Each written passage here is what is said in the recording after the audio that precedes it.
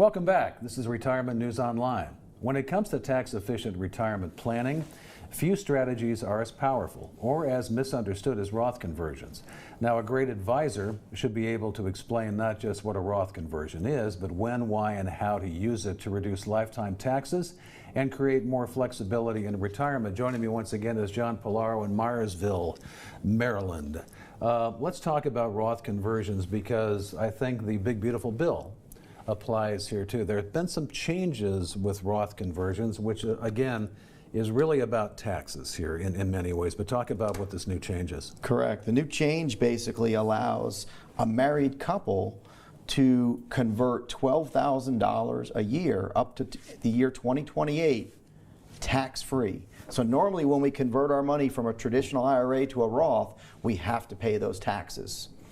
And this is going to allow $36,000 over the next 3 years to come out of a taxable bucket into a tax-free bucket. That could save an average family up to $10,000 on that conversion. Mm-hmm. So if you're in that deductible range, there are income limits that the bill addresses. You should take advantage of that. It's an absolute no-brainer to convert from a traditional to a Roth. And even outside of that, because they say taxes are on sale now, it seems like that would be a logical time to do it for everybody. But this isn't the right strategy for everybody. When is it a good idea? Well, the $12,000 should be the correct strategy for everybody that qualifies.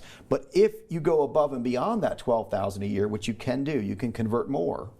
We've got to consult your tax advisor and find out every dollar that comes out of your traditional IRA is taxed as ordinary income. So that's going to add to your taxes that calendar year. And if you're near a threshold where the tax bracket is going to jump to that next level, we want to be careful, because every dollar we convert is going to add to that tax burden. And we don't want to see you go into an elevated tax bracket if necessary.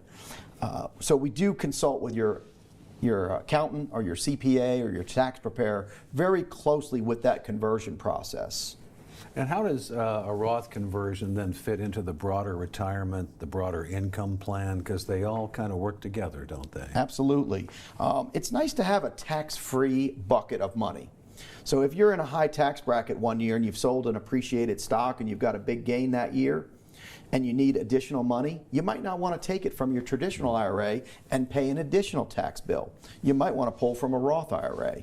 Roth IRAs are wonderful tools to leave to your heirs, not having to pay as much tax. And when we go into these tax brackets, you mentioned this a little bit earlier, a lot of people think that taxes are probably going to go up over time.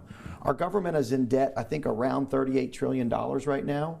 So do you think taxes stand a chance to go down or up? Most people vote up. And if taxes are going to go up down the road, maybe it's a better idea to take that tax bracket today that you're in and convert it to a tax-free investment for later.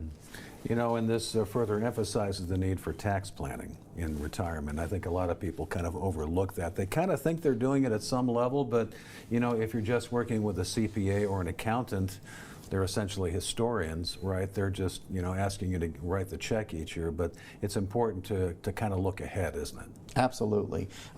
Tax planning is beyond just your tax bracket. We look into municipal bonds for clients for tax-free income. We look at tax-deferred annuities to defer that tax for a later year if you're going to be in a lower bracket down the road. Taxes shouldn't paralyze your investment strategy. I had a client years ago that refused to sell an appreciated stock. There was a $100,000 gain in that stock, and they didn't want to pay the $20,000 capital gains. They would have netted $80,000. The CPA told them not to sell. We hung on, ended up with zero gains. So sometimes taxes, they're great to incorporate into your plan. They're a must, but they can't be the only decision factor involved. That's John Pullaro in Myersville, Maryland, and this is Retirement News Online. You can find more at retirementnewsonline.com, and thank you again for watching.